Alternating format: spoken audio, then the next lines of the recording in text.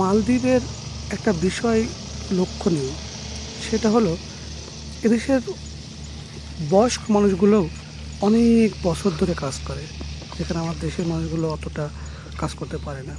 দেখেন এখন রাত 10টা থেকে 11টা বাজে প্রায়, তো একটা বয়স্ক মানুষ সাগরে মাছ ধরে আসতেছে। তো এই মাছ ধরে আনার পরে বাসায় নিয়ে যাবে তা না, এখানেই কাটবে, সুন্দর করে সাফ করবে, তারপর বাসায় নিয়ে যাবে।